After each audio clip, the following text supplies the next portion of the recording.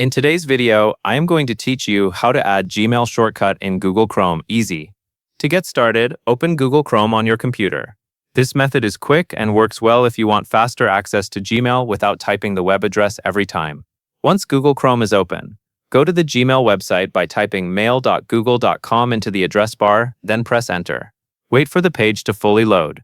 If you are not already signed in, you may need to log into your Google account first before continuing. Make sure you are on the main Gmail page so the shortcut takes you to the correct place. After Gmail is open in Chrome, look to the top right corner of the browser window and click the 3 vertical dots.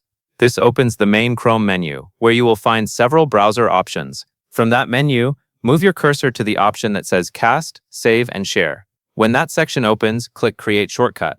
A small pop-up window will appear asking you to confirm the shortcut name. In most cases, it will already say Gmail, which is usually the best option because it keeps things simple and easy to recognize.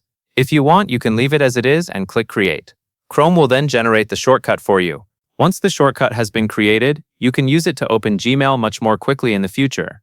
Depending on your computer settings, the shortcut may appear on your desktop or in another easy-to-access location.